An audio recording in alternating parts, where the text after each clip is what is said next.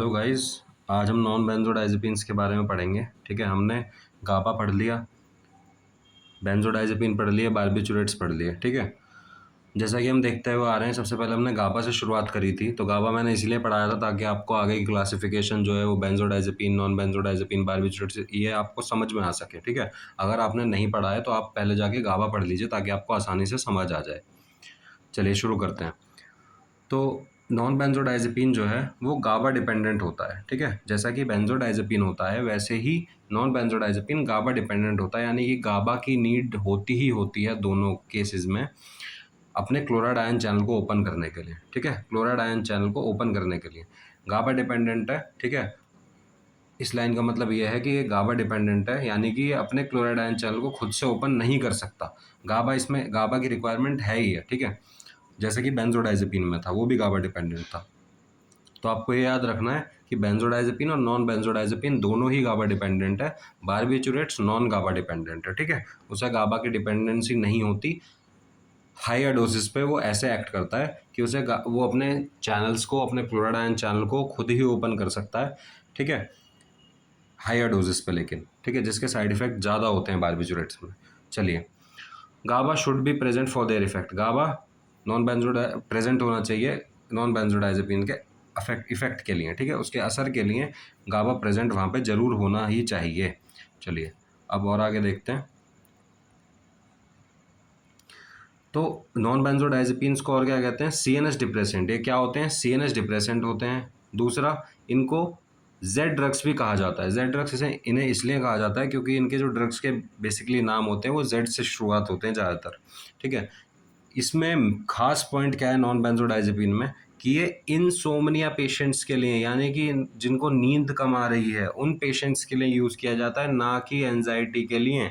ये एंजाइटी के लिए ड्रग्स यूज़ नहीं की जाती। आप ये याद रखना, ये एंजाइटी के लिए नहीं, ये इनसोमनिया के लिए यूज़ की जाती है। एंजाइटी के लिए हम बारबिचुरेट्स और बेंजोडाइजेपिन यूज़ कर सकते हैं, लेकिन नॉन बेंजोडाइजेपिन हम नींद ना आने को ट्रीट कर के लिए हम यूज़ करते हैं। ठीक है, कि नींद नहीं आ रही है, पेशेंट को इंसोम्निया है, तो हम नॉन बेंजोडाइजेपिन वहाँ पे यूज़ कर सकते हैं। इनको और क्या कहते हैं? Newer hypnotics. ठीक है, ये न्यूअर हिप्नोटिक्स हैं। हिप्नोटिक्स यानी कि हिप्नोटिक्स होते हैं जो ड्रग्स जो कि स्लीप को इंड्यूस कराते हैं। ठीक है, स्लीप को इंड्यूस कराते हैं। और दूसरा होता है सिडेटिव। सिडेटिव होता है वो बस शांत कराता है एंजाइटी को विदाउट इंड्यूसिंग स्लीप। ठीक है, उसमें स्लीप इंड्यूस नहीं होती है, उसमें हमें नींद नहीं आती सिडेटिव में। सिर्फ हिप्नोटिक्स में हमें क्या होती है? नींद आती है। और हिप्नोटिक्स की एक चीज़ और है कि सिडेटिव्स जो होते हैं उन्हें हायर डोजेस में लिया जाए तो वो किसकी तरह एक्ट करते हैं? हिप्नोटिक्स की तरह एक्ट करते हैं। तो आप इसको याद रखिएगा। तो ये नए हिप्नोटिक्स हैं, यानी कि स्लीप को इंड्यूस करने वाले ड्रग्स हैं। ठीक है, स्लीप को इंड्यूस यानी कि नींद आवाने का काम करेंगे। ठीक है, चलिए, तो इसीलिए कह रहे हैं कि इंसोम्निया को ट्रीट करने के लिए यूज़ किया जाता है, ना कि एंजाइटी को ट्रीट करने के लिए। आगे बढ़ते हैं।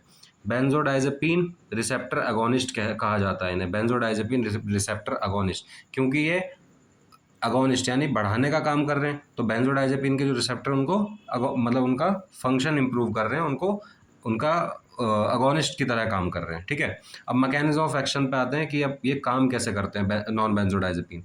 तो जेड ड्रग जो है वो बाइंड करता है alpha 1 subunit of GABA A receptor.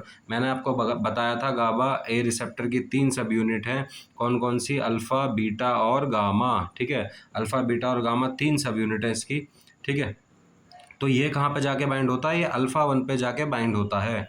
Z drugs यानी कि नॉन बेंजोडाइजेपिन जो है वो अल्फा 1 पे जाके बाइंड होते हैं, जिससे क्या होता है? गाबा का असर जो होता है, गाबा इफेक्ट जो होता है वो इनहेंस होता है, क्लोराइड आयन चैनल ओपन होते हैं, और न्यूरॉन जो है वो हाइपर पोलराइज्ड होता है। हाइपर पोलराइज का मतलब मैंने आपको समझाया था कि न्यूरॉन जो है नेगेटिवली चार्ज हो जाएगा। जब भी न्यूरॉन नेगेटिवली चार्ज होगा तो उसका सीधा सा मतलब ये है कि अब न्यूरॉन जो है वो अपना सिग्नल आगे ट्रांसमिट नहीं करेगा, न्यूरॉन फायरिंग बंद हो जाएगी।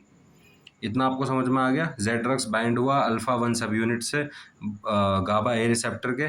ठीक है, उसने क्या करा? गाबा के इफेक्ट को इन्हेंस कर दिया। गाबा का इफेक्ट इन्हेंस होगा जितना उतना ही वो क्या करेगा? इनिबिटरी मैकेनिज्म शो करेगा, क्योंकि गाबा क्या है? एक इनिबिटरी न्यूरोट्रांसमीटर। ठीक है, उसके बाद इन्होंने क्लोराइड आयन चैनल ओपन करा। क्लोराइड आयन चैनल ओपन हुआ तो न्यूरॉन क्या हो गया? हाइपरपोलराइज, जिससे सिग्नल क्या हो गए? आगे सिग्नल क्या हो जाते हैं? ट्रांसमिट हो जाते हैं।